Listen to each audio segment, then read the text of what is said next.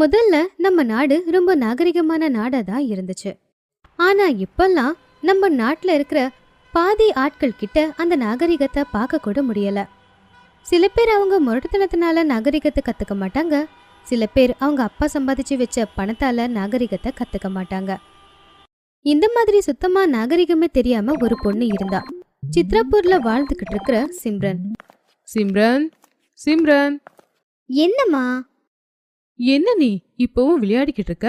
நான் தான் உன்னோட ரூமை க்ளீன் பண்ணுன்னு சொன்னல. அப்படியே ஸ்டோர் ரூமை கிச்சனை க்ளீன் பண்ணு போ. அட வரமா, 2 ஸ்டேஜை கிராஸ் பண்ணிட்டு வரேன்.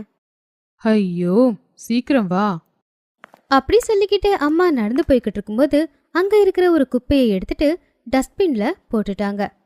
அதுக்கப்புறம் கிச்சனுக்கு போனாங்க. எல்லா பாத்திரத்தையும் கழுவுறதுக்காக சிங்க்ல போட்டாங்க. அதுக்கப்புறம் துணி எல்லாத்தையும் அவங்க மடிச்சு வச்சுட்டாங்க. அப்படி எல்லா வேலையும் பார்த்ததும் அவங்களுக்கு இடுப்பு வலிக்க ஆரம்பிச்சது. அவங்க கஷ்டப்பட்டு அங்கேயே உக்காந்தாங்க.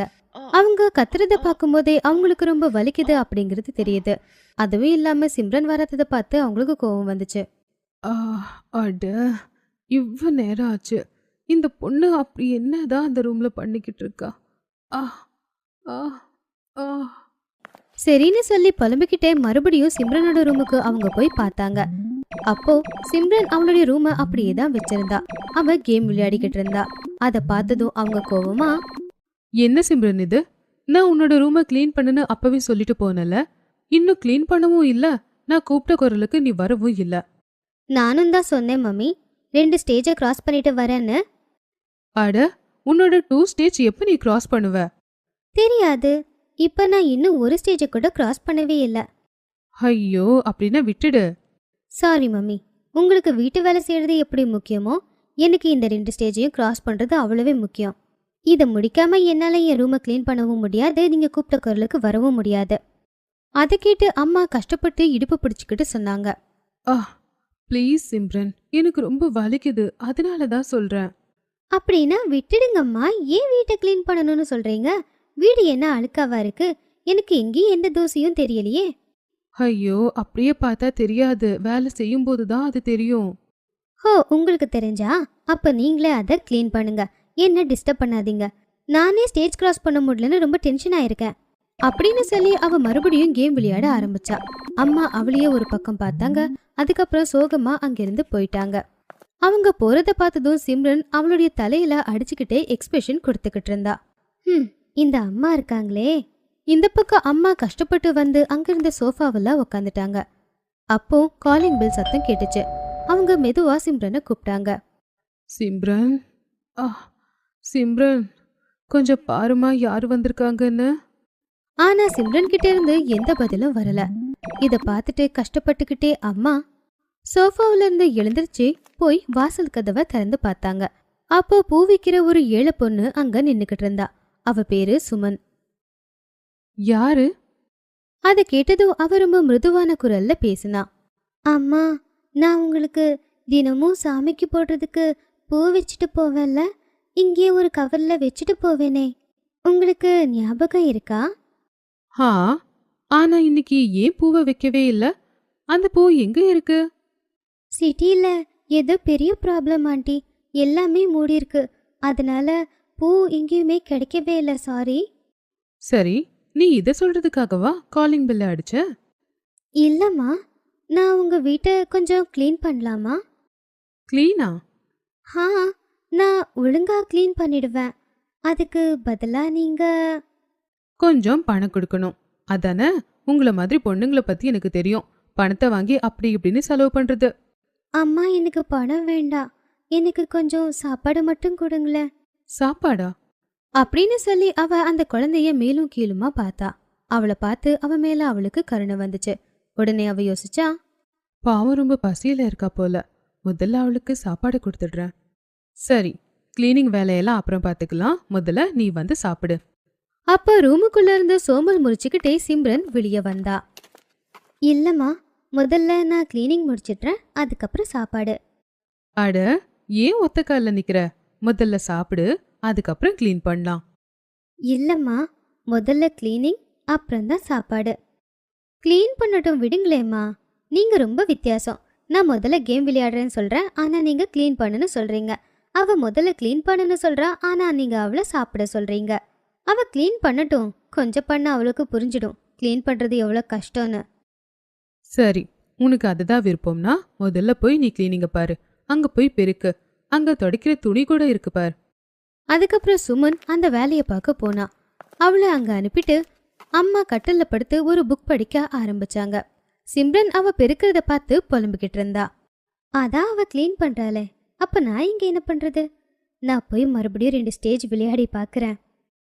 அதுக்கப்புறம் சந்தோஷமா அவ ரூமுக்கு போய் அவளுடைய கேமை விளையாட ஆரம்பிச்சா.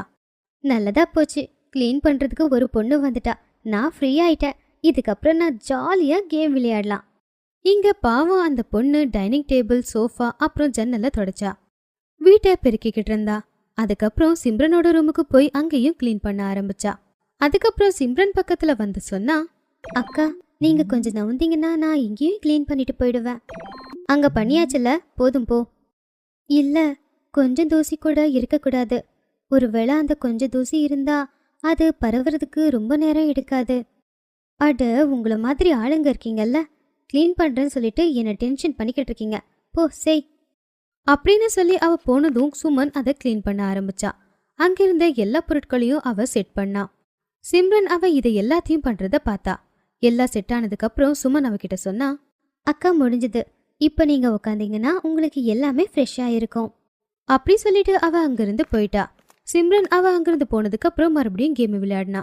விளையாடலான்னு நினைச்சவ என்ன யோசிச்சால தெரியல, மொபைல கீழே வச்சுட்டா. அதுக்கப்புறம் அங்கிருந்து அவ வெளியே போயிட்டா. அவ அப்படி மெதுவா நடந்துகிட்டே அவளுடைய அம்மா ரூமுக்கு வந்து அங்க அவ பார்த்தா க்ளீன் பண்ணிக்கிட்டு இருக்கிற பொண்ணு அம்மா கிட்ட பேசினா. அம்மா, நீங்க கொஞ்சம் நகர்ந்தீங்கன்னா நான் இதையும் க்ளீன் பண்ணிடுவேன் இல்லையா? இல்ல இல்ல, விட்டுடு, பரவாயில்ல. இல்லம்மா, எங்க அம்மா சொல்வாங்க வேலை செய்யணும், அத ஒழுங்கா செய்யணும் அப்படின்னு. சரி, செஞ்சுடு. அப்படி சொல்லி அவங்க அங்கிருந்து வெளியே போனாங்க. அந்த பொண்ணு க்ளீன் பண்றத சிம்ரன் அங்கேயே நின்னு பாத்துக்கிட்டு இருந்தா. அம்மா அப்படி போய்கிட்டு இருக்கும்போது நின்னுக்கிட்டு இருந்த சிம்ரனை கவனிச்சாங்க. அதுக்கப்புறம் அவங்க வெளியே போனாங்க. அவங்க வெளியே வந்து சோஃபாவில் உட்காந்து படிக்க ஆரம்பிச்சாங்க. சுமன் அங்கேயும் க்ளீன் பண்ண ஆரம்பிச்சா. கொஞ்ச நேரத்துக்கு அப்புறம் சுமன் அம்மா பக்கத்துல வந்தா. சிம்ரனும் அவ கூடவே பின்னாடியே வந்தா. சுமன் அங்க வந்து ரொம்ப இமோஷனலா பேசினா.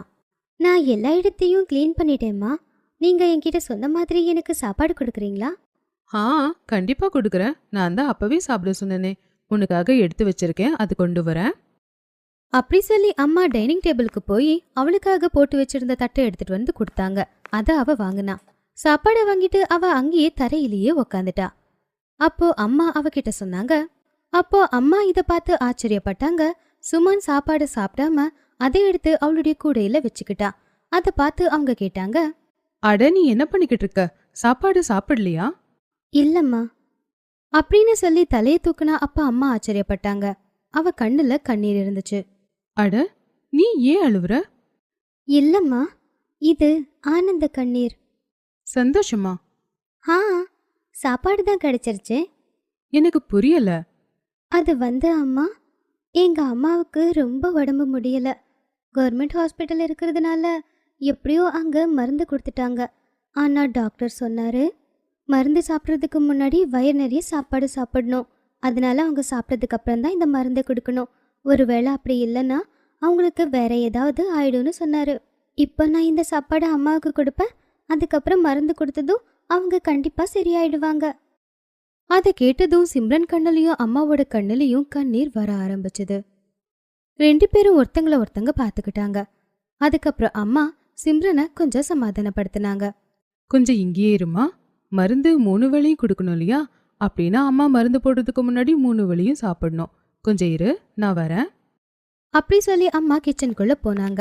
இங்க சிம்ரன் பார்த்துக்கிட்டு இருந்தா. சுமன் மறுபடியும் சாப்பாடை உள்ள வச்சுக்கிட்டு இருந்தா.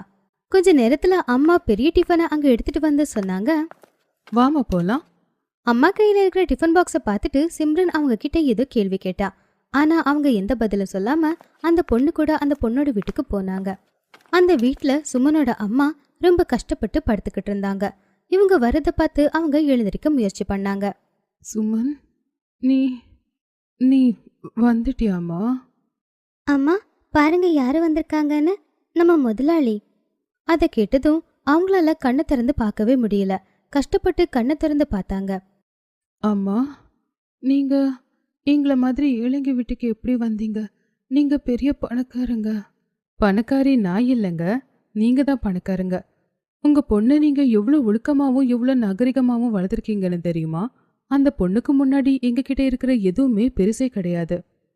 ஆண்டி, உங்களுக்கு உடம்பு குணமாகிற வரைக்கும் நான் உங்களுக்காகவும் இவளுக்காகவும் கண்டிப்பா சாப்பாடு எடுத்துட்டு வருவேன். அட! ஆ- ஆனா ஆனா நீங்க எங்களுக்காக எதுக்காக இவ்ளோ கஷ்டப்படணும்? எந்த பூவை தினமும் உங்க பொண்ணு எங்க வீட்ல வந்து கொடுப்பாளோ, அந்த பூவை நாங்க சாமிக்கு போடுவோம். இது கடவுள் கொடுத்த பிரசாதம்னு நினைச்சுக்கோங்க. இப்படி சொல்லி அந்த டிஃபன் பாக்ஸை தலைக்கிட்ட வச்சுட்டு கண்டிப்பா இதை சாப்பிடணும்னு சொன்னாங்க. அதை கேட்டு அம்மா பொண்ணு 2 பேரும் ரொம்ப சந்தோஷப்பட்டாங்க. அப்ப அவங்க அவங்களுடைய கையை பிடிச்சு சொன்னாங்க, ஒருவேளை உங்கள மாதிரி முதலாளி கிடைச்சா உங்க வீட்ல வேலை பார்க்குற யாருமே ஒரு நாளும் பட்னியோட கண்டிப்பா தூங்க மாட்டாங்க. அவங்களும் அவங்க குடும்பத்தோட சந்தோஷமா வாழ்ந்துகிட்டு இருப்பாங்க. அப்படி சொல்லி அவங்க கையை எடுத்து அவங்க தலையில வச்சுக்கிட்டாங்க.